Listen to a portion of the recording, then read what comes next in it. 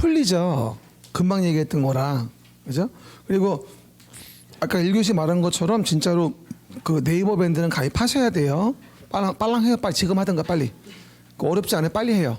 그래서 어쨌든 간에 같이 대화가 돼야 돼. 그러니까 하루 한 문장 올리는 거하고 각종 미션 같은 거 할 거니까 그런 거 이제 숙제도 하고 해야 돼요. 그래야 관리가 되지, 안 그러면 안 한다니까요. 그렇죠? 그러니까 네이버 밴드 가입 하셔가지고 꼭 참여하셔야 돼요.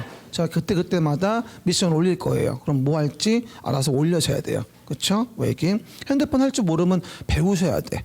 중개업 하려면 핸드폰 못하면 어떡합니까? 말도 안 되지. 핸드폰 다 하는데 요즘에. 그렇죠? 연습하셔야 돼. 나도 지금 잘 못하는데 배우고 있는 중이야 계속. 그렇죠? 봐요. 그럼 우리 앞에서요 용어 정의 관련된 거 봤어요. 지금 뭐가 나오냐면 그러면 넘어가시면 이제 본격적으로 주택의 건설 부분이 나오게 됩니다. 그렇죠? 그럼 지금 우리까지 앞에서 뭘 봤어요? 이 법에 나오는 용어에 대한 부분들을 쫙 정리해 본 거란 말이에요. 그럼 이제 뭐가 되냐면 봐요. 주택이라는 걸 이제 뭐 하자? 건설을 하자. 해보 말이에요. 주택의 건설. 봐요. 건설 파트 첫 번째가 나와요. 앞에 설명한 바와 같이 건설이 출제 문항수를 봤을 때 가장 많아요. 그렇죠? 3개에서 5개 정도 문제가 나온다고 했죠. 가장 중요한 파트예요. 하지만 처음에 건설 파트를 많이 얘기하면 좀 어려워요. 그래서 오늘은 건설 파트를 많이 안 넣었어요. 그렇죠? 그래서 기본적인 흐름 정도만 얘기해 줄 거예요. 그리고 단어가 뭔지 의미만 이해하시면 돼요. 오늘 할 일은요. 용어를 제대로 하는 거예요. 흐름하고. 오늘 할 일은 그거예요. 기초과정에서는. 그러면 이제 1, 2월 가면 이제 대부분의 내용은 말씀드릴 겁니다. 절반 가까이는요. 그러니까 어떻게 보면 11, 12월 달은 전체 내용 중 한 20, 30% 얘기하는 거고, 그다음에 1, 2월은 50% 정도, 3, 4월은 6, 70% 얘기하는 거예요. 알겠습니까? 70% 이상은 안 봐요. 그렇죠? 그건 버리는 거라서 어쩔 수 없는 부분인 거니까 신경 쓰지 마시고요. 그렇죠? 그러면 건설할 때 일단 간단한 절차 뭐라고 했습니까? 사업의 주체가 뭘로? 주택의 자금으로 어떻게 해요? 사업을 시행해요. 시작. 사업 주체가 주택 자금으로 사업을 시행하자. 시작. 사업 주체가 주택 자금으로 사업을 시행하자. 이게 건설 파트의 주요 라인인 거예요. 그 중에서 뭘 배운다? 이제 사업 주체부터 먼저 보자 이런 얘기죠. 그래서 흐름 파악을 먼저 하셔야 돼요. 그래야지 이게 어떤 내용이 나올지 예측할 수 있는 거거든요. 그래야지만 내용을 봤을 때 어디다 이 내용을 붙여야 되고 어디를 찾을 수 있단 말이죠. 못 찾으면 아무리 공부해도 둥둥 떠댕겨요. 그거 아세요? 제가 24년째 올해 수업을 하고 있거든요. 중개사 강의를. 근데 하다 보면 느끼는 게 뭐냐면 공부 잘하시는 분 특징이 있어요. 그렇죠? 이분들은 목차를 잘 봐요. 보고 나서 어디 뭐가 있는지 알아요. 그러니까 이제 뭘 말했을 때 달라붙죠. 근데 공부 못하는 분들의 특징도 있죠. 그렇죠? 그런 분들은 목차를 안 봐요. 흐름을 안 보는 거예요. 그냥 외우면 되는 줄 아는 거죠. 우리 어렸을 때 공부는 그냥 외우면 됐었어요, 사실은. 근데 지금은 그런 시대가 아니에요. 수능 세대라 지금은 안 그렇습니다. 이제 중개사 공부는 우리 공부할 때 학력고 세대가 아니고요. 수능 세대, 응용, 이해, 활용 이게 포인트예요. 그 점은 명심하셔야 돼요. 바꿔야 됩니다. 그러면 사업 주체부터 정리해 볼게요. 사업 주체. 작년도에도 문제가 나왔어요. 사업 주체.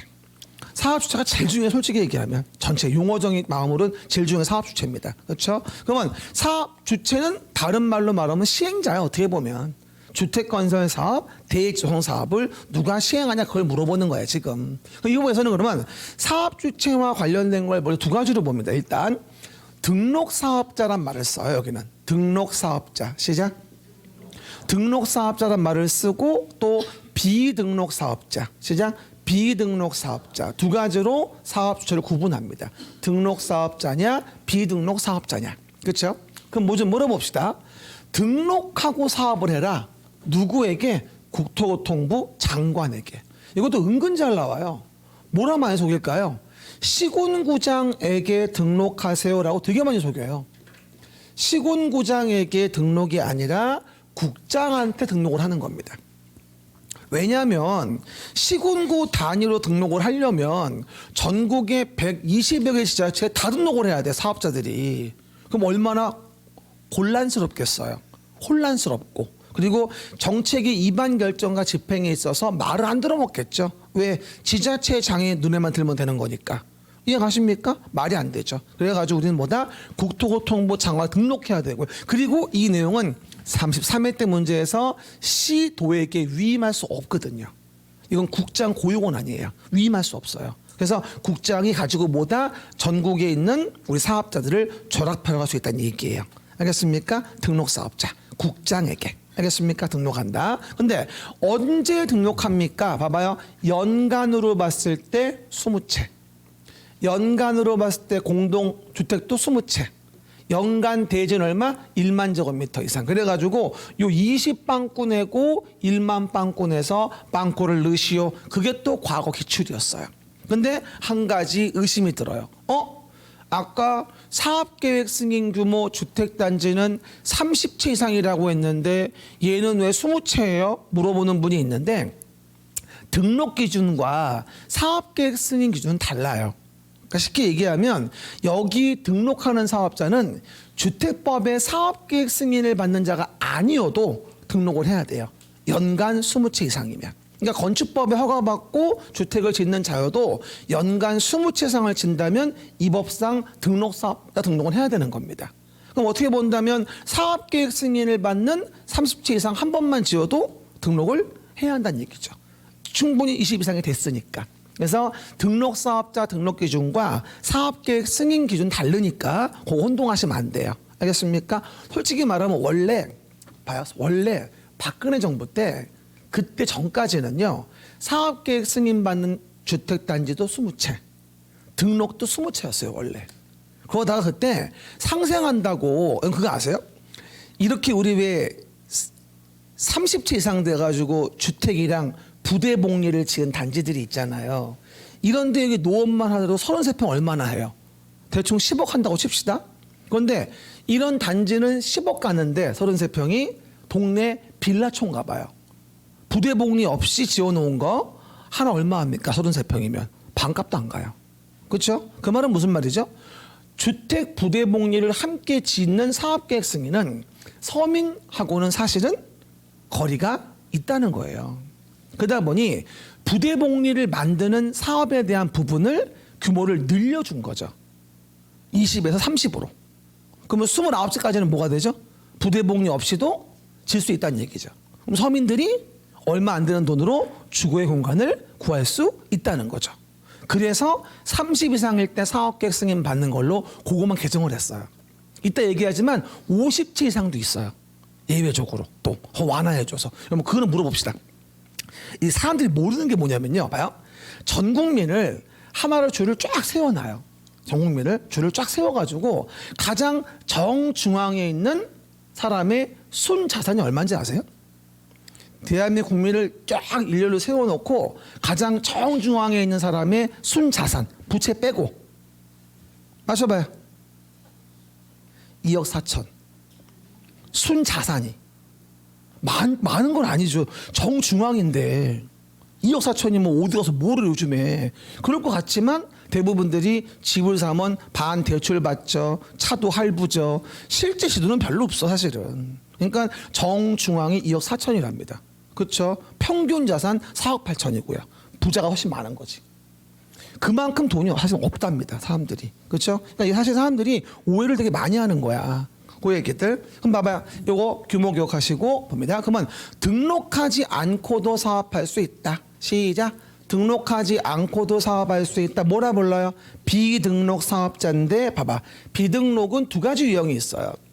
공공이어서 등록을 안 하는 게 있습니다. 시작. 공공이어서 등록을 안 한다. 시작. 봐, 누굴까요? 국가, 지방자치단체, 토지주택공사, 지방공사. 소위 말하는 공공사인방이에요. 이해갑니까? 국가, 지방자치단체, 토지주택공사, 지방공사. 뭐라 한다? 공공사인방. 그럼 물어볼게요. 토지주택공사가 사업을 진행하려면 국장에게 등록하여야 한다? X. 아주 유치한데 정말 많이 나와요 이거. 그렇죠? 공공의 자는 굳이 등록금을 부여하지 않겠다. 그리고 그 이외에 각종 공익법인이어도 등록금은 부여하지 않습니다. 뭐라고요? 그 이외에 각종 공익법인도 뭐다? 등록금은 부여하지 않는다. 알겠습니까? 외계들. 근데 하나 재밌는 건 민간의 자임에도 불구하고 등록하지 않는 경우 등이 있다는 거예요. 그럼 민간자임에도 불구하고 등록하지 않는다? 이게 잘 나오지. 그럼 물어볼게요. 왜 민간자인데도 등록금을 부여하지 않을까? 하나만 써보세요. 그 이유는 반복하지 않기 때문이에요. 민간자이어도 등록하지 않는 자들의 특징이 뭐냐면 반복해 사업을 하는 자가 아닌 거야. 그럼 물어봐요. 주택조합, 좀 이따 얘기하지만 무주택자들 위주로 지역에 거주하는 분이 모여서 공동으로 땅을 사고 공동으로 집을 지어서 우선 공급하는 주택조합. 그들에게 집을 져주고 나면 다음 사업 또 합니까? 끝납니까? 끝나는 거예요. 그럼 한 번 조합원에게 공급해주고 나면 끝나는 건데 뭔 등록을 합니까? 게다가 고용자, 직원들을 고용하는 고용자가 직원들 사택을 주려고 합니다. 사택을. 그러면 한 번 지어주면 끝이지 또 합니까? 아니잖아. 그러니까 주택조합이나 고용자는 뭐가 되어진다? 민간이어도 반복해 사업하는 자가 아니기 때문에 등록 의무를 부여하지는 않습니다. 그렇죠? 하지만 그러기 위해서는 이미 등록된 등록사업자와 공동으로 하여야만 합니다. 그런 조합만, 그런 고용자만 얘기합니다. 기억나시죠? 지역주택조합과 손잡고 많이 건설하는 자가 누구죠? 서희건설, 서희스타일스. 아마 광고 많이 봤을 거예요. 의정부 구리에도 많이 져요. 의정부에 많더라고요. 지금 지역조합 보니까. 그렇죠? 그런 식으로 일반 등록사업자와 공동으로 하는 경우에만을 얘기하는 거예요. 즉 간접적인 규제는 가하겠다는 얘기예요.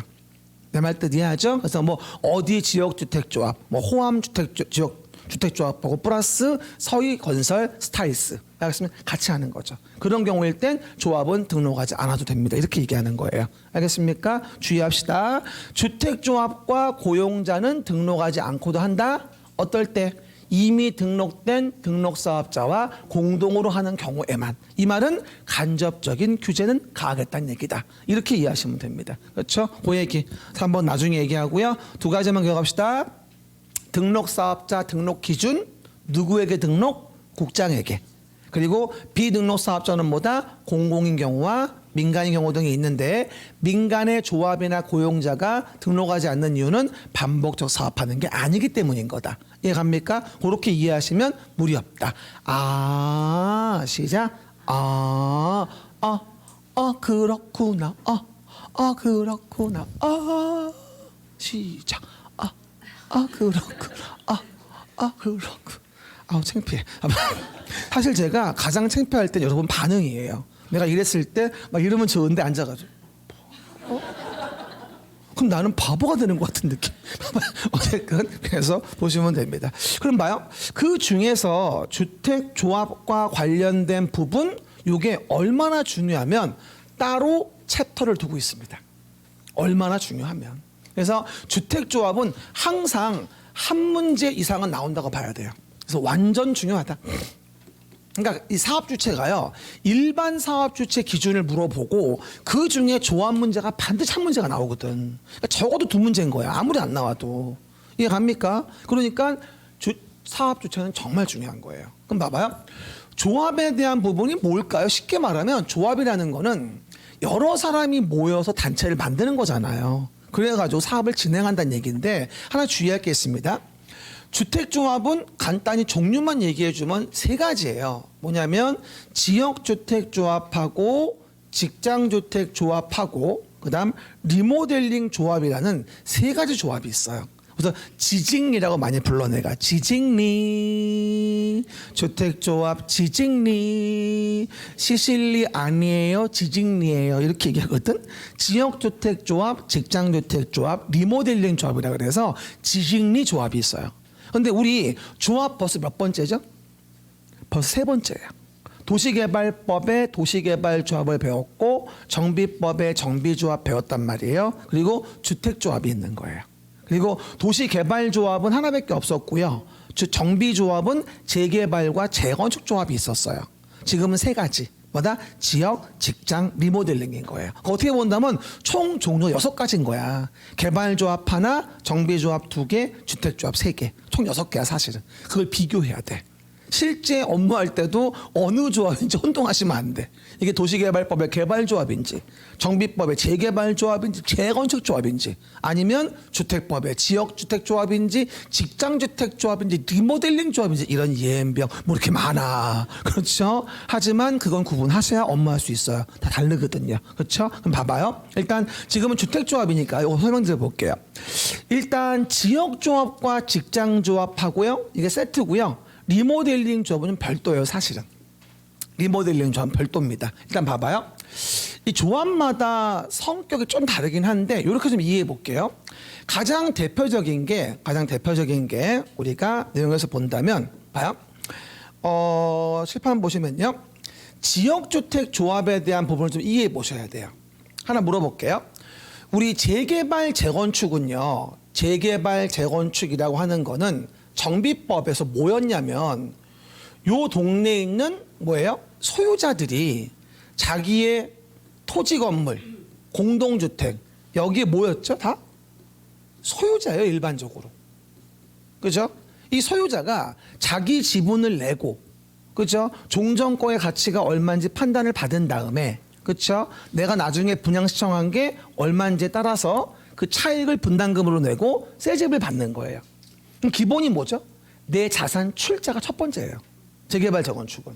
그런데 이 지역조합은요. 지역조합은 내 자산이 없어요. 그러니까 뭐냐? 눈 떠봐. 아유 무서워라. 요 주변에 주택이 없는 무주택자들이에요. 쓰지 마라. 뒤에 가면 나오니까. 주택이 없는 자들 위주로. 물론 85 이하 한 채 가진 자도 될 수는 있습니다만 주로 뭐다? 무주택자들 위주로 해서 우리도 저 먼 곳에 GS 자이 좀 입주하고 싶어요. 우리도 삼성 레미뽕 입주하고 싶어요. 하지만 익스펜시브 혼돈이 나가야 돼서 해요. 이해하시죠? 비싸서 살 수가 없는 거예요. 그러다 보니 야, 왜 비싼 거냐? 아무래도 남이 져놓은 거를 사니까 비싼 거 아니겠냐? 우리 집에서 고기 사다 구워 먹으면 싸게 먹을 수 있는데 식당을 먹으면 비싸잖아. 서빙 받고 구워주니까 반찬 주고, 그렇지? 그러니까 우리가 직접 만들어 먹자. 그럼 싸지 않겠냐? 그런 냄새가 나는 거야. 그러면 얘들아 집 없는 사람 모여봐봐. 우리 모여가지고 돈 좀 걷자. 그래가지고 우리 이렇게 집을 짓자. 서희 스타일스 꼬셔가지고 같이 공동으로 해서. 그래가지고 지어진 주택을 뭐하자? 주택을 우선 공급받자. 이렇게 가는 게 지역주택조합의 반응인 거예요. 그렇죠? 그러니까 주로 무주택자나 85 이하 주택 하나 가진 자들 위주로 해서 돈 걷어서 주택 짓기 적당한 땅을 사고 그 땅 위에다가 집을 진 다음에 뭐하죠? 서해건설 같은 거 공동시행해서 진 다음에 우선 공급받게 하는 거예요. 그러면 재개발 재건축과 차이점은 건설 부지가 우리 게 아닌 거야. 돈 걷어 사는 거야. 쉽게 말하면 무주택자들 위주로 한 아파트 공동구매? 이렇게 이해하시면 돼. 한 번 더 물어봐. 재개발 재건축은 자기 소유권, 토지 지분을 내는 거야. 이해 갑니까? 하지만 뭐야? 지역조합은 아니야. 그냥 무주택자 위주로 새 집을 얻고 싶긴 한데 저놓은 건 비싸니까 우리가 직접 지어보자. 사업주체가 돼서 그렇게 만든 조합이야. 같은 지역에 거주하는 분들이 만들면 지역주택조합. 같은 직장에 근무한 자들이 만들면 직장주택조합. 이렇게 얘기하는 거야. 이해 가셨죠? 그렇게 이해하시면 됩니다. 그래가지고 우리가 지역의 거주에 대한 부분은 뭐라고 이해하시면 좋으냐면 지역에 거주하는 주민이 주택을 마련하기 위해 설립한 조합을 말하고 그럴 때 어디입니까? 지역이 서울, 인천, 경기. 이게 한 거주 지역이에요. 굉장히 넓죠. 원래 과거에는요. 서울이면 서울 거주자만 그 지역조합 가입할 수 있고요. 의정부면 의정부에 거주한 자만 그 지역조합 가입할 수 있었어요. 지금은 아니에요.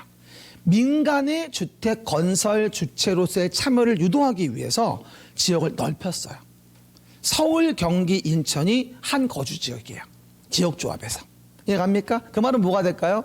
여러분 의정부시에 사는 분이 평택의 지역조합에 가입할 수도 있다는 얘기예요. 평택 한참 핫했습니다. 지역조합 지금은 좀 한물 갔지만 어쨌든 이해가셨죠? 그 얘기들 확인해 보시면 되겠고요. 누구 인가를 받아요? 시군구장의 인가를 받아서 지역조합을 만든다고 이해하시면 됩니다. 지금은 의미만 먼저 이해해 보세요. 재개발 재건축처럼 소유자가 자기 지분을 내서 그 동네를 부시고 짓는 게 아니다. 이해갑니까? 무주택자 등 위주로 해가지고 돈 걷어 땅을 사고 그 땅에 집을 지어서 우선공급 받는 거다. 누구하고? 서희스타일스, 서희건설하고 공동사업체 해가지고. 알겠습니까? 그러면 등록하지 않을 수 있는 거고. 여러분은 왜 자꾸 서희스타일스만 얘기해? 스폰 받았나? 아니, 그게 아니고 요즘에 지역조합의 실적 대부분이 서희건설이에요. 왜 GS나 레미안을 안 합니까? 돈 되는 재건축이 얼마나 많은데 지역조합을 해. 돈도 안 되는데 사업자 입장으로 봤을 때. 그래서 안 하는 거야 사실은. 그렇죠? 삼성이 해주면 굿이지. 걔네가 안 해주지 근데. 할 일이 얼마나 많은데 돈 되는 사람 많은데 그걸 하겠어. 지역조합은 솔직히 돈은 안 돼요 사실. 그렇죠? 그러다 보니 지역조합 가입하실 때는 이따 얘기하지만 상당한 주의를 요합니다. 사업이 완성되지 않을 확률이 꽤 높아요. 지금까지 뭐 100개가 시작했다면 30개 남짓밖에 안 됩니다. 완성된 단지가. 그러니까 잘 보고 가입하셔야 돼요. 요즘에 프랜카드도 붙어 있어. 지역조합 가입 시 모든 걸 잘 확인하세요. 대지의 소유권 확보를 과연 했는지 확인하세요. 필수입니다. 조심하십니다. 아무도 본인을 보호하지 않습니다. 본인이 알아보세요. 붙어 있어. 프랜카드 지역에 다 요즘에 시공구에 붙여놔. 사건이 하도 많다 보니까 요즘에 조심하셔야 돼요. 봐보시고요. 근데 잘 되면 좋긴 좋아 솔직히. 근데 이제 안 되는 사람이 많다 보니까 서민들 전 재산 날리는 문제가 생기는 거야. 그거 조심하셔야 돼요. 그렇죠? 봐봐요. 됐고요. 그 다음에 리모델링 조합은 뭐라고 나오죠? 리모델링 조합은 이거예요. 공동주택의 소유자가, 이건 소유자예요. 소유자가 리모델링을 하기 위해서 만드는 조합을 리모델링 조합이라고 합니다. 그러다 보니까 리모델링 조합은 지역 직장처럼 무주택자 위주로 진행되는 사업은 아니라는 거예요. 리모델링이 뭐야? 공동주택의 소유자가 리모델링 하는 거잖아. 그럼 근데 그거 아세요? 모르죠? 봐봐요. 그거 아세요? 리모델링은 이 법에서 공동주택만 통제하는 거예요. 아까 용어에서 봤지.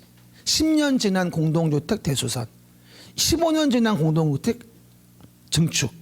이해갑니까? 근데 리모델링이 이 재건축을 안 하고 리모델링 하잖아요. 이거를 예를 들어서 그러면 원래는 입주자 대표회의나 관리 주체나 입주자가 한다면 전원 동의를 받아야 돼요. 이 동의 자체가 전원 동의 돼야 안 돼요. 우리 여기 지금 한 50분 앉아 계신데 100분인가? 앉아 계신데 우리가 점심 뭐 먹지도 합의가 안 돼요 지금. 그렇죠? 근데 저 많은 분들 전원 합의가 되겠습니까? 전원 동의가 안 되죠. 리모델링이 굉장히 지연돼요. 그래서 조그만 동의만 받으면 가능하게 조합을 만들어요. 뒤에 가면 나오지만 리모델링 조합 만들 때 기본 동의는 보통 3분의 2. 나중에 사업할 땐 75% 최대. 그렇죠? 정도거든요. 그러니까 전원 동의는 아니란 말이에요. 그러다 보니까 리모델링 진행이 쉬워져요. 조합을 만들면. 그래서 리모델링 조합을 만든 이유가 뭐냐면 리모델링 활성화하려고 조합을 도입한 거예요. 전원 동의 필요 없는 거니까 조합 만들면. 알겠습니까? 이따가 또 얘기하고요. 이게 바로 뭐냐면 리모델링의 의미가 되어지고요. 그래서 주택조합은 세 가지다. 지직리 주택조합. 시작. 지직리 주택조합, 지역주택조합, 직장주택조합, 리모델링 조합 세 가지 기억하시고요. 지금 종류하고 의미만 뭔지 일단 생각해 놓으세요. 자세한 건 제가 2월 마지막 주에 얘기해 줄게요. 그렇죠. 오늘은 많이 얘기하면 상태가 안 좋아져요. 그렇죠. 기초과정이라 지금은 간 보는 게 중요하다. 그러면 조합원 모집 신고하고 그 다음에 넘어가시면 이제 조합원을 모집하게 됩니다. 그럴 때 요거 나오는 경우에 일단 여러분 주의할 게 뭐냐면 지역조합과 직장조합은 일단 뭐 해야 되죠? 주택건설 대지를 확보하는 게 급선무예요. 그렇죠? 기존 대지 있는 게 아니기 때문에 확보해야 될 거 아니겠어요. 그러다 보니 뭐가 되어지죠? 아하, 당연히 그 동요권은 80% 이상의 토지의 사용권을 확보해 줘야 돼요. 80% 이상의 뭐다? 사용권. 그리고 그 80% 안에 15% 이상은 뭐다? 소유권이 있어야 됩니다. 과거에는 무조건 사용권만 확보하면 인정했었는데 사용권만 확보하면 뭐합니까? 사업계획 승인 받으려면 어차피 대지에 소유권이 있어야 되는데 그래서 사업이 망가지더라고요. 야, 우리 지역조합은 80% 이상 사용권 확보했다? 그러니까 너네들 얼렁얼렁 조합 가입해서 돈 내봐. 빨리 돈 걷어 우리 땅 사야 되거든. 이렇게 독려를 해요. 그리고 얼렁얼렁 와. 선착순으로 골든층 줄 거니까. 이런 식으로 꼬시는 거죠. 그래서 이제는 조합원 모집할 때도 선착순이 아니에요. 공개 모집으로 바뀌었어요. 이제는요. 자꾸 탈법 생기니까. 게다가 사용권 80% 중에서도 15%는 뭐야? 소유권이 있어야 돼요. 그래야만 조합 설립에 인가를 내줘요.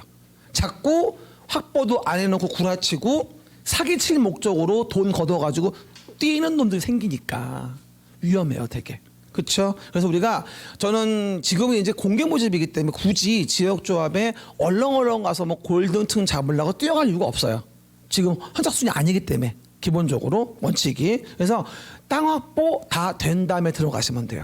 그러면 안전하게 할 수 있어요. 뭐라고요? 땅 확보 된 다음에 80% 이상 사용권과 적어도 15% 이상 소유권은 된 다음에 그렇죠? 들어가도 무리 없다. 그렇죠? 그 얘기들 확인하시면 되겠습니다. 그러면 이렇게 사용권과 소유권 확보하려면 어떻게 해줘야 되죠? 2명 가지고 돼요? 안 되죠. 그러다 보니까 건설 예정 세대 수의 얼마? 50% 이상으로서 20명 이상은 돼야지 조합을 구성할 수 있어요. 뭐라고요? 주택 건설 예정 세대 얼마? 50% 이상으로서 20명 이상은 돼야지만이 구성할 수 있다. 기본 구조 이해합시다. 그럼 봐요. 개발법의 개발조합의 구성 발기는 7명 이상. 까먹는 속도가 빠른데. 정비법의 추진위원회 구성 발기인 5명 이상. 주택조합, 지역직장은 20명 이상이에요. 건설 예정 세대의 50% 이상이면서 20명 이상. 그럼 만약에 건설 예정 세대가 100세대였으면 몇 명이어야 돼? 건설 예정 세대가 100세대였으면 몇 명이어야 돼? 50명 이상은 돼야 돼. 왜? 50% 이상 되면서 20명 이상 돼야 되니까. 그러면 건설 예정 세대가 30개였으면 몇 명이면 돼? 20명 이상은 돼야지. 왜? 50% 이상으로서 20명 이상이어야 하니까. 이해 가시겠죠? 처음엔 참 이런 게 어려워. 판단이 안 서는 거지. 왜? 그런 생각 안 해봤거든. 그래서 일반적으로. 그죠? 공부하면 되게 많이 합리적인 사고로 바꿔요. 사고가. 그러다 보니까 시험도 중요하지만 여러 가지 살아가면서 판단하는 능력이 많이 생기는 것 같아요. 뭐가 옳은 건가? 이런 어떤 판단 능력 되게 중요한 것 같아요. 이게 잘못 판단하면요. 정말 큰일 나요. 그렇죠? 잘못된 판단으로 묶이면 정말 끝납니다. 한 번 부동산 실패하면 다시 일어나기가 힘들어요. 잘 고민해봐야 돼요. 남의 말 믿지 말고 그 얘기들. 그리고 봐요 밑에 리모델링 좀 뭐가 되죠? 조합 만들 때 이런 동의를 받거든요. 3분의 2 최대. 그렇죠? 하지만 나중에 리모델링이 되기 위해서 조합이 허가를 받을 때는 더 달라집니다. 최대 75%. 그러니까 리모델링 조합 만들 때의 동의 요건하고 나중에 조합이 리모델링 허가 받거나 리모델링 사업계획 승인 받을 때 있죠. 그때는 좀 규모가 달라집니다. 동의가. 나중에 외울 거예요. 지금은 됐어. 그냥 조합 만들 땐 최대 3분의 2고 나중에 허가 받거나 사업계획 승인 받을 때 뭐가 되어진다? 최대 75%구나. 4분의 3. 그렇죠? 그렇게 이해하시면 되겠죠. 일단 그 정도만 간단히. 이게 내용에서 뭐가 되어지죠? 주택조합의 기본 종류가 되어집니다. 지금은 이 정도면 됐어요. 나머지는 나중에. 그렇죠. 기본 의미만. 지직리 시장, 지직리 지역 직장 리모델링 관련된 거에 대한 세 주택조합이 있다 하는 구성 의미만 이해하시면 되고요. 그래서 우리가 꼭 지역조합 가입하실 땐 뭘 보자? 사용권 80% 이상 앤드 그중에 15% 이상 소유권 확보 됐는가. 그 이상 됐다면 더 좋고 사실은. 그렇죠? 그래야 망하지 않으니까. 근데 어떤 분이 그걸 잘 안 보여주더라고요. 근데 가입은 하고 싶은데 이러면 그 시공하는 자들 또 업무 대행자사들이 있어요. 제가 보니까 의정부라고 한다면 의정부에서 지역조합을 검색해 보시면 어느 단지가 됐는지 알 수 있는데 지나가다 보면 서이스타일스 보이면 지역조합이야 그냥. 그렇죠? 들어가서 어디 업무 대행사인지 알면 그 업무 대행사가 하는 단지로 가면 돼요. 그러면 실패 확률이 없어요. 이게 업무 대행사가 이상한 데가 사고를 치는 것이기 때문에 성공한 사업장을 둔 업무 대행사는 당연히 또 성공할 확률이 높거든요. 저는 그렇게 봐요 개인적으로. 그러면 좀 약간 속지 않을 수 있을 것 같아요. 그렇죠? 신생으로 만들어가지고 파격지 안 한다? 사기꾼이에요. 그렇죠? 조심하셔야 돼. 지역조합 가입할 때 뭐다?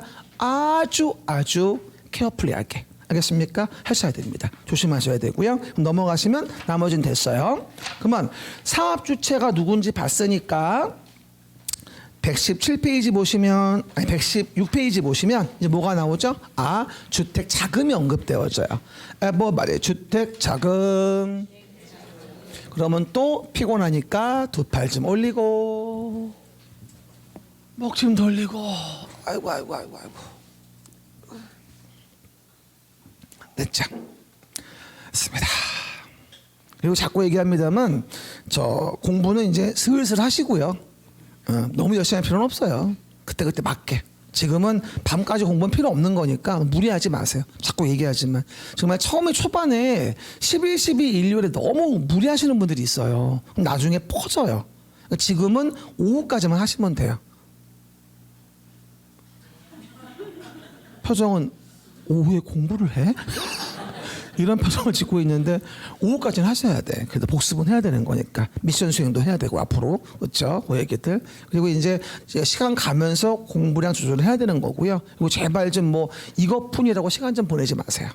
참 의미 없어 이거 그렇죠? 그냥 시간만 가고 간단하게 10분 정도 하고 들어가야 돼요. 그렇죠? 그리고 꼭 웃긴 게 뭔 줄 알아요? 늦게 와가 도서관을 들어간다. 그래서 등기면서 쓱 봐. 공부 열심히 한다. 차 한잔해. 나가. 그럼 30분을 차를 마셔. 그럼 들어와서 또 앉았어. 새로운 인물이 와. 또 지나가다가 차 한잔해. 차만 늦어나고 집에 가는 거야 그냥. 되게 많아요. 그러니까 차는 혼자 드세요. 눈 맞으면 몰라도 중간에. 그렇죠? 혼자 드세요. 시간 서로 뺏으면 안 됩니다. 그렇죠? 하면 안 돼. 됐고요. 주택 자금 좀 봐볼게요. 우리가요, 주택법에 나오는 자금은 건설 자금은 여러 가지가 있습니다. 그 중에서 우리 시험에 잘 나오는 게 이거예요. 주택상환사채. 이 부분이 가장 잘 나오는 주택 자금 중에 하나예요.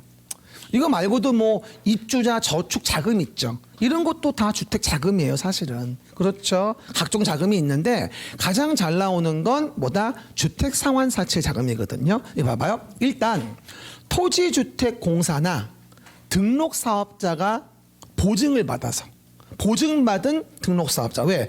등록사업자는 민간이니까 부도날 수 있잖아. 그래서 등록사업자는 보증을 받아야 돼요. 그래서 LH나 등록사업자가 주택상환사채를 사채를 발행해서 그 사채 판돈으로 집을 짓고 사채 가져오면 주택이랑 바꿔주는 거예요. 그러니까 어떻게 본다면 집값을 먼저 받는 거죠. 대신 사채란 증서를 주는 거예요. 집 짓고 나면 3년 넘지 않게 해가지고 가서 바꿔주는 거죠. 그럼 어떻게 보면 이 LH나 등록사업자는 현대건설 등은 사채 발행으로 얻은 돈을 가지고 집값을 먼저 받는 거야. 그리고 지어주고 나서 공급해 주는 거지 이렇게. 그럼 자금을 융통할 수 있겠죠. 은행 가서 치사하게 꾸지 않아도. 그렇죠? 그게 주택상환사채예요. 그럼 봐요. 일단 누가 발행하죠? 토지주택공사나 등록사업자. 사실 이게요 민영주택 자금인 게 많아요. 사실은 민간건설이 많아요. 사실은요. 그러다 보니까 민간건설에 대한 부분으로 등록사업자 자금 확보를 도와주기 위한 것인데 LH는 워낙에 집을 많이 짓잖아요. 그러다 보니까 LH만큼은 공공이어도 주택상환사채를 발행케 해줄게. 하지만 일반 민간건설의 등록사업자는 뭐가 되어진다? 아무래도 부도 위험이 높으니까 뭐하자? 보증받아라. 이런 얘기예요. 물어봅시다. 토지주택공사가 주택상환사채를 발행한다면 보증받아야 된다? 아니에요. 등록사업자일 때만이에요. 그리고 이 등록사업자일 때만 자본금 규정이 있고요. 등록사업자일 때만 실적 규정이 있어요. 그러니까 등록사업자인 경우에만 규제가 있는 거예요. 보증받아라, 5억 이상 자본금이 있어야 된다, 300세대 이상 실적이 있어야 된다. 요건 따지는 건 등록사업자 얘기하는 거죠. 왜? 사채 이빠이 발행 부도면 어떡해. 사채 가진 자 거지되는데 말도 안 되지. 그렇게 이해하시면 돼요. 그렇죠? 그러면서 이와 같이 납입금 가지고 뭐 자재 사고, 뭐 택지 구입하고 공사비에 충당하고 할 거 아니겠습니까? 하지만 한 번 나온 게 이거예요.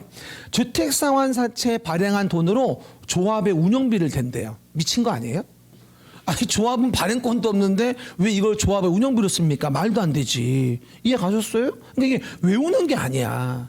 주체를 알면 내용도 알 수 있는 거 아니겠어요? 발행자가 누군데? 토지주택공사 아니면 누구? 등록사업자, 우리 민간업자. 이해가셨습니까? 그거 얘기하는 거거든. 그리고 내용에서 봐요. 이 주택상환사채 중에 잘 나오는 게 이거죠.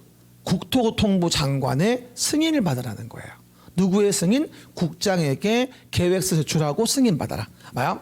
기억날지 모르겠는데 우리가 공법 배울 때 사실은 채권을 4가지를 배워요. 솔직히 말하면 채권을 4가지를 배웁니다. 이 4개 채권 중에 2개씩은 문제가 나와요. 잘 나와요. 일단 기억나실지 모르겠는데 나중에 할 거예요. 열대치구 매수청구 기억나요? 6월이 2년 매수할지어다. 거기서 채권이 나와요. 도시계획설 채권이라는 게 있어요. 듣기만 해. 적지 말고. 그 다음에 도시개발법에 가면 수용대금 줄 때 토지 상환 채권을 발행을 해요. 토지 상환 채권. 그리고 도시개발 채권으로 자금 확보를 해요. 도시개발 채권. 그 다음 4번째가 주택상환사채예요. 이 4가지가 연 2개씩 나와요. 굉장히 많이 나오는 부분이에요. 제가 나중에 비교 테마 할 때 수평으로 비교해 줄 거야. 이게 이렇게 B 포지 큰 거로 만들어 가지고 비교해 줄 겁니다. 나중에. 그렇죠? 6월 달 정도에. 아직 멀었어. 어쨌든 뭘 알아야 비교를 하지. 알아야. 그죠? 그 얘기들. 그래서 뭐 봐요. 그러면 저번에 배웠던 개발법에서의 토지 상환 채권은 누구의 승인을 받았죠? 기억 안 나죠? 개발법은 다 지정권자예요. 그래서 토지 상환 채권은 지정권자의 승인을 받았는데 주택 상환 사채는 국장 승인을 받아요. 그렇죠? 그래서 이거 주의하셔야 돼요. 이거는 명확하게 주택 상환 사채는 국장 승인을 받는다. 그러면 상환 기간은 얼마입니까라고 한다면 3년을 넘을 수가 없다고 나와요. 뭐라고요? 3년을 넘을 수 없다. 그러면 사채 발행 팔고 번 돈으로 3년 동안 쓸 수 있다는 얘기예요. 상환 기간이 3년이라는 말은. 근데 오해하지 말 건 3년이란 기간 내에 집을 다 지어줄게요란 말이 아니고 공급계약 체결일을 얘기하는 거예요. 주택 입주를 얘기하는 게 아니라 공급계약 체결일. 주택을 공급해 줄게 라고 하는 계약 체결일까지의 기간을 3년 얘기하는 거지 입주 시, 등기 시 그걸 얘기하는 게 아니라고. 뭐라고요? 공급계약 체결일까지 기간. 몇 년? 3년 넘을 수 없다. 치사하게 나오면 3년은 맡겨내고 3년 등기 칠 때까지 3년 이러고 나와. 아니 공급계약 체결일까지 기간을 얘기하는 거예요. 알겠습니까 여러분? 그 의미도 같이 이해하시고요. 앞으로 이제 하나하나 계속 같은 거 10번 이상 틀리면서 열 받으면서 하나하나 얻게 됩니다. 다시 얘기하지만 자꾸 틀려야 된다. 언제까지? 시험 전까지 원 없이 틀려야 된다. 자꾸 틀리는 자가 시험날 안 틀린다. 내가 이 말 했었죠. 그죠? 자꾸 틀려야 돼요. 여러분 틀립시다. 지금 문제 준 거 다 틀리면 좋아요. 근데 틀릴 수가 없어요. 금방 들은 거라. 그 얘기들 봐보시면 되겠죠. 그래서 우리가 주택상환사채 기본만 얘기해 줬어요. 그렇죠? 그럼 그거 말고도 뭐가 되어집니까? 뭐 여러 가지 입주자 저축 같은 것도 다 뭐가 된다? 내용 등에서 자금이 되어지는 부분이 있는데 중요하지 않습니다. 그다음에 봐봐요. 그럼 뭐 좀 물어봅시다. 이것도 이제 가끔 나오는 부분이에요. 공급질서 교란행위라고 하는데 하나 물어봅시다. 아까 우리가 지역 직장주택의 조합원 지위를 얻었잖아요. 지역 직장주택 조합원 지위를 얻었어요. 또 주택상환사채의 지위를 얻었어요. 그러면 이거는 집을 얻은 거예요? 공급받을 수 있는 지위를 얻은 거예요? 아직 집을 얻은 게 아니에요. 그러면 지역 직장조합원 지위나 주택상환사채의 지위에 대한 부분은 주택을 공급받을 수 있는 증서, 지위를 얻은 것이지 주택을 얻은 게 아니에요. 아직까지는. 근데 뭐가 되죠? 그 얻을 수 있는 지위를 그래가지고 막 파는 거죠. 피 맞고 파는 거야. 이러면 된다 안 된다? 안 된다. 그게 바로 공급질서 교란행위예요. 이런 공급질서 교란행위를 하지 말란 얘기예요. 이해 가십니까? 그래서 우리가 마음대로 양도하고 양수하고 알선하는 광고 하지 마라 말이야. 시작. 양도 양수 알선 광고 금지. 시작. 양도 양수 알선 광고 금지. 근데 매매하거나 증여하는 걸 포함해서 안 돼요.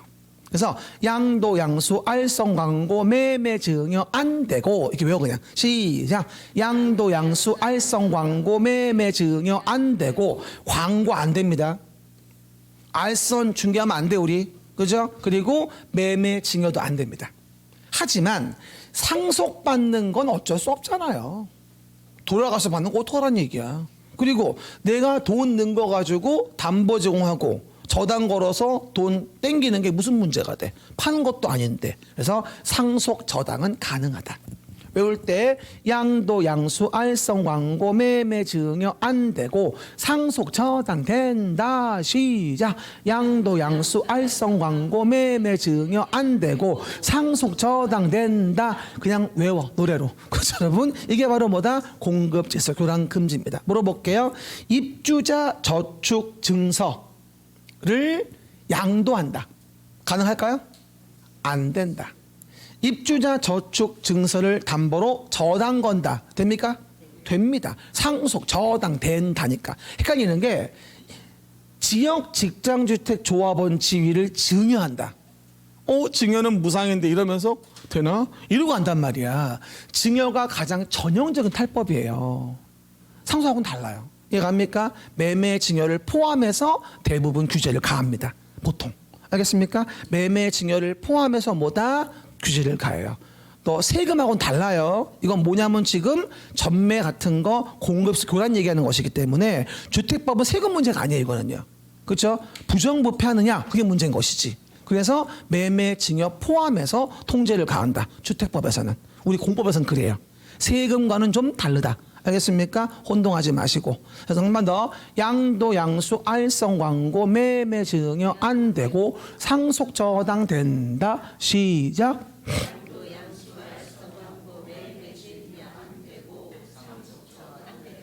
박자 잘 맞췄어요. 그렇죠. 이 비트는 가능하구나. 아마 그 정도 옵니다. 8비트 안 되는데.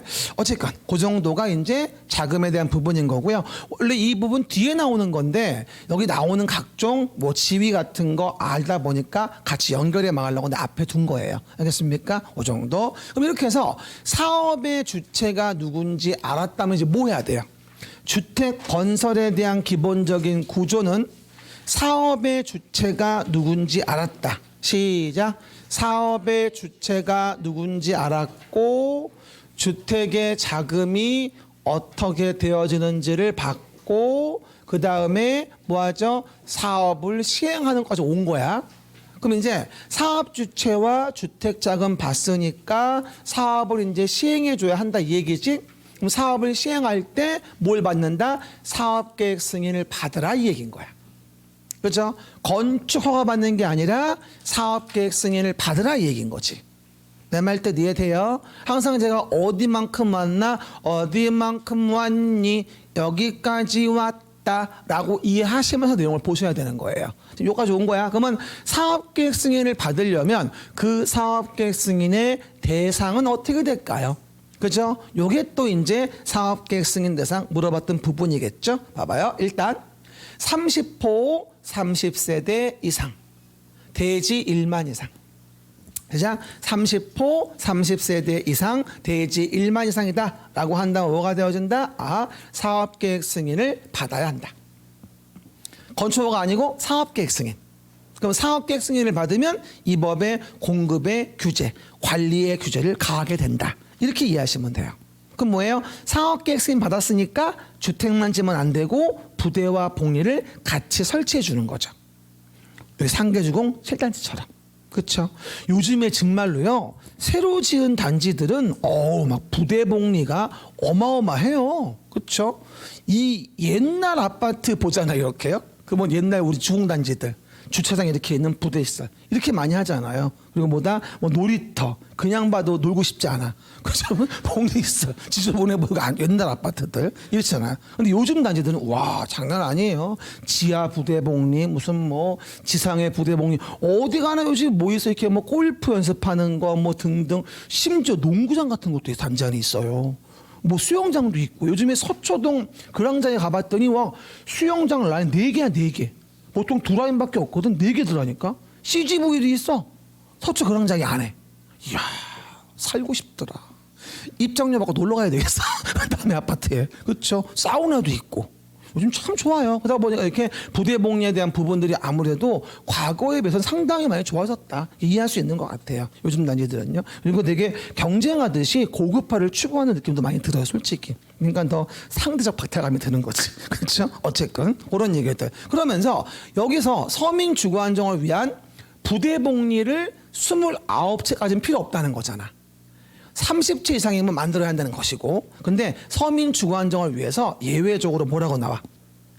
50호 50세대 이상일 때 사업계획 승인을 받는 예외도 있다는, 이것도 바로 박근혜 정부 때 들어왔던 거예요. 그때 대국민 담화했을 때 아마 기억나실 거야. 서민 상생하자 그러면서 팀이 나오셔가지고 옛날에. 그래서 가끔 나오는 게 한옥 관련된 거 많이 물어봐요. 한옥은 50호 이상일 때 전통 가옥이니까 규제하지 않겠다는 얘기지. 49채까지는. 그렇죠. 그리고 뭐가 되죠? 우리 아까 도시형 중에서 단지형 연립 다세대. 서민 주거 안정을 위해서. 단지형 연립 다세대 요건 맞으면 50채 이상일 때 승인 받아라. 완화시켜 주는 거지.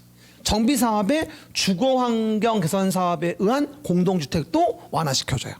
50세대 이상일 때 부대 복리 의무를 부여하는 거예요, 결론적으로. 그죠? 아직 나온 적은 없지만 50세대 50호 이상 예외가 한 번쯤은 나올 수 있을 거야. 한옥만 한 번 나왔어요, 옛날에. 원칙은 30채 이상인데.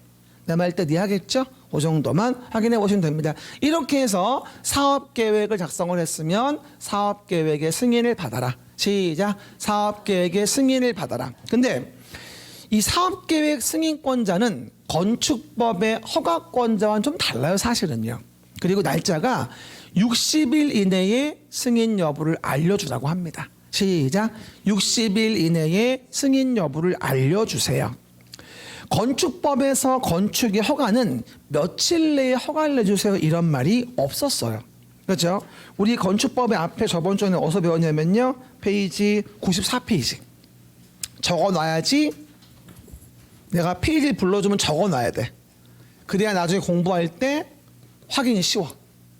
그죠? 그러면 94페이지에 가면 건축법의 건축 허가가 보일 거예요. 가운데 위에. 근데 거기는 며칠 내에 허가한다는 말이 없죠. 가운데 위에 보면. 이해 가십니까? 하지만 지금은 며칠? 60일 이내 승인 여부를 알려주라고 나와요. 그래서 주택법 나올 때 60일 기간을 많이 물어봐요. 건축물은 하나 짓는 거잖아, 건축법은. 이거는 적어도 30채 이상이잖아. 늦어지면 많이 곤란해. 입주 시기도 맞춰야 되고 곤란해. 대출도 많고 등등 기존 집에 전세 기간도 있다 보니까 날짜를 지켜줘야 되거든. 그런 의미라고 이해하시면 돼요. 근데 앞에는 뭐였죠? 건축 허가권자는 특별자치시, 특별자치도, 시군구의 예외 특권이었단 말이야. 국장도지사는 94페이지에서 건축의 허가권자가 아니었었어. 그지? 근데 지금은 뭐가 된다? 봐봐. 도지사도 사업계획 승인하는 경우가 있고 국토교통부 장관도 사업계획을 승인하는 경우가 있구나. 차이점이 있는 거지. 뭐라고요? 도지사도 사업계획 승인할 때가 있고 누구도 국토교통부 장관도 사업계획을 승인할 때가 있구나라는 거 먼저 이해하셔야 돼요. 일단 94페이지와 비교했을 때 다른 거죠. 근데 솔직히 말하면 여기를 별로 물어보진 않아요. 왜? 조문이 복잡해 여기가 사실은. 그렇죠? 쉽게 말하면요. 봐요. 대지 면적이 10만 이상이면 도를 포함한 시도 대도시의 시장이 승인을 하고요.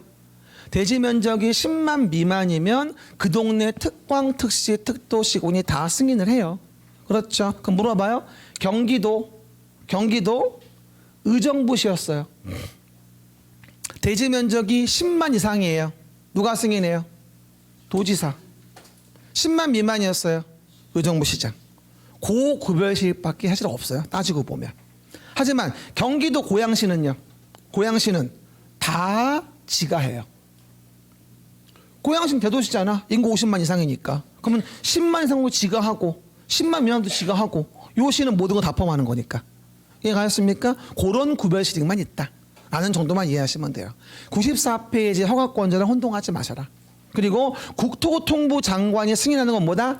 국가, 토주공이 사업을 시행한다면 국장이 승인합니다. 시작. 국가, 토주공이 사업을 시행한다면 누가? 국장이 사업계획 승인을 하는구나. 특히 많이 물어보는 게 뭔지 아세요? 토지주택공사. 이걸 많이 물어봐요. 그럼 물어봐요. 토지주택공사가, 잘 들어, 토지주택공사가 대지면적 10만 이상으로 하는 사업을 시행한다면 시도 대도시의 시장에 승인을 받아야 한다. X. 대부분이 10만 이상만 보고 예인 줄 압니다. 하지만 국장입니다. 토주공이 사업 주체니까. 이해가셨죠? 이거 빵꾸 뚫어서 토주공이 10만 이상으로 서울특별시에 집을 짓는다. 대지면적에. 그러면 빵꾸 승인을 받아야 된다. 이랬을 때 서울특별시장 나온 게 오답이었던 거죠. 국장 승인을 받아야 되는 겁니다. 왜? 주체가 토지주택공사니까. 왜? 주체가 토지주택공사. 내 뭐 하는 건 줄 알아요 지금? 복수하는 거야. 얼마나 무서운 느껴봐. 이걸 내가 3시간 내내 보고 있는 거야 지금. 어? 여러분 이러시면 안 됩니다. 끝까 이거? 더워서 그런가? 어쨌든 그래서 보시는 바와 같이 일단 기획본 내용들 확인해 보시면 될 것 같아요. 그렇죠? 그리고 나머지 내용들은 잘 안 나와요. 지금 할 얘기 아니에요. 그리고 잘 안 나온다고 말할 때 X 좀 하지 마세요. 아직 많이 남았어요.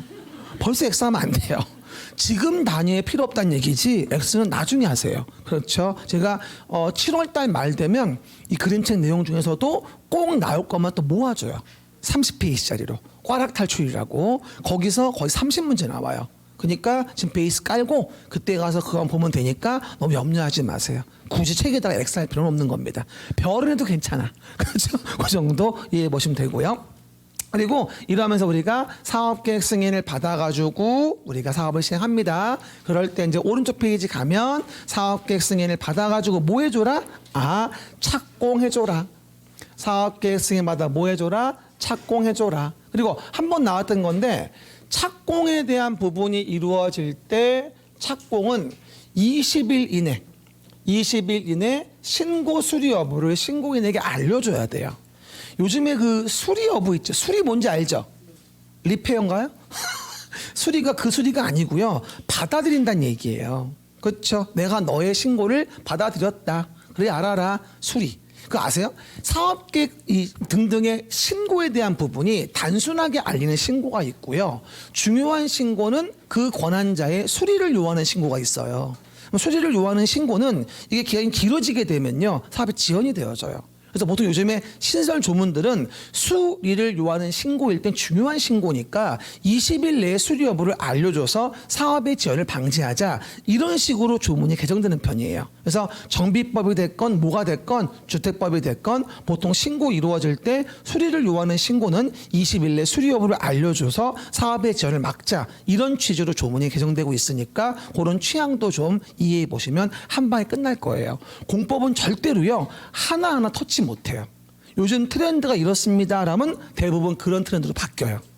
그렇게 이해하시면 되는 거야. 하나하나 외우려고 하지 말고 절대 못 외워요. 그렇습니까? 외울 수 있을 것 같죠? 못 외워요. 그렇죠? 용어하고 흐름 파악하고 쓰는 단어들 이럴 땐 이렇고 저럴 땐 그렇고 그럴 땐 이렇고 이런 루틴이 있어요. 그 루틴을 자꾸 늘려나가야 돼요. 그러면 문제 볼 때 안 배운 지문이 나와도 이럴 땐 이렇댔지. 대표적으로 뭐예요? 계획의 수립 기준이 나오면 국장이 정하는 거구나. 이런 얘기들. 그렇죠? 등등. 나중에 또 얘기하고요. 그런 루틴이 있다. 아까 한 얘기들 공구별 분할 시행한다면 600세대 이상인 주택 사업한다면 분할에 시행할 수 있다. 앞에서 얘기했었죠? 공구별 300 이상이니까. 그 얘기들. 그리고 매도 청구도 나중에 얘기할 거고요. 하나 주의할 건 사업계획 승인을 받았으면 5년 내에 착공 신고를 하게 돼 있어요.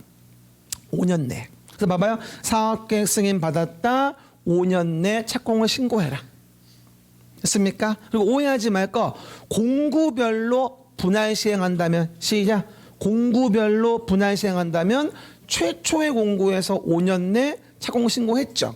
그럼 최초 외는 뭐다? 그 다음에 2년 내 공사 시작해줘야 돼요. 됐죠? 공구별로 분할 시행할 수 있잖아.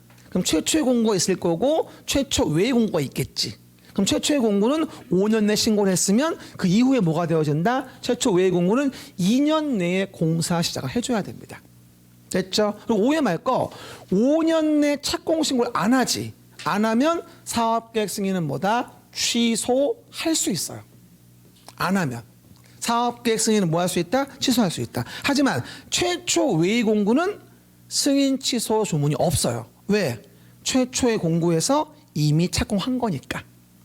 2년 내에 최초 외의 공고 공사 시작 안 했다 그래서 사업계획 승인은 취소할 수는 없습니다. 이게 정말 잘 나와요. 이 부분이. 공고별 분야 시행 부분 나눠서 봐야 돼요. 최초의 공고냐, 최초 외의 공고냐. 그걸 조문상으로 본다면 이렇습니다. 앞에 이거죠.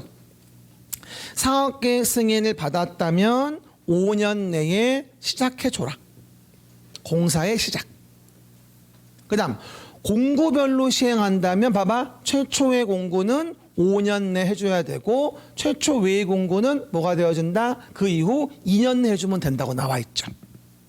됐습니까? 여기 써 있습니다. 근데 하단 부분에 보시면 이럴 때 사업계획 승인을 취소할 수 있다. 몇 년? 5년 이내에 시작하지 아니한 경우인데 가로 안에 요거 최초 외의 공고 제외. 됐습니까? 최초 외의 공고 제외. 이래서 내가 얘기한 거예요.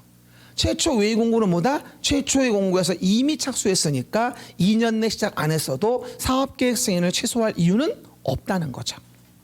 Understand? 안 갈지게 됐고요. 오른쪽. 이래가지고 공사 완료했죠? 그럼 뭐 해줍니까? 사용검사 받고 마무리합니다. 해봐봐요. 사용검사. 근데 주의할 게 있어요. 사용검사 34회 드디어 나왔습니다. 그렇게 안 나오더니. 그렇죠? 나왔습니다. 근데 사업계획 승인권자의 원칙은 시군구장이에요. 아까 앞에 뭐였죠? 사업계획 승인 왼쪽에는 대지면적 10만 이상 미만 따졌잖아. 왼쪽에는 펼쳐놔야 돼. 근데 지금은 뭐야? 사용검사는 대지면적 10만 이상 미만 안 따져. 동네 시군구장에 그냥 승인합니다.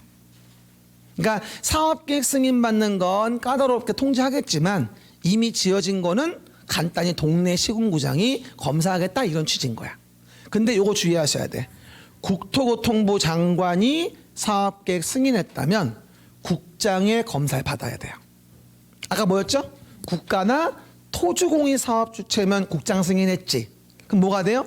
토주공이 사업 주체면 국장이 사업계획 승인하고 국장이 사용검사한다는 얘기. 그 단서만 공통됩니다. 원칙은 다르고. 이해되셨습니다? 외기. 그리고 공구별로 검사할 수 있고 동별로 검사할 수도 있다. 시작. 공구별로 검사할 수도 있고 동별로 검사할 수도 있다. 그리고 밑에 보면 그 기간에 대한 부분은 15일 내 검사해줘야 됩니다. 날짜 3개. 왼쪽 페이지 60일. 오른쪽 페이지 20일. 마지막 15일. 됐습니까? 왼쪽 페이지 어디 가운데 위? 60일. 오른쪽 가운데 위? 20일. 오른쪽 끝? 15일. 됐습니까? 그 날짜 하나하나 위치. 다시 얘기해요. 그림책 위치 기억하면 까먹는 게 훨씬 덜합니다. 다시 얘기합니다. 눈을 잘 봐. 왼쪽 페이지 가운데 위 60일. 오른쪽 페이지 가운데 위 20일. 오른쪽 끝에 15일. 그렇죠? 치사하게 날짜 물어본다고 화내지 말아요. 안 해온 본인 탓이야. 그래서 관계들 나오는데 어떻게 할 수 없는 거지. 됐습니다. 이렇게 해서 우리가 사용검사까지 받았습니다. 쉬었다가 마무리합시다.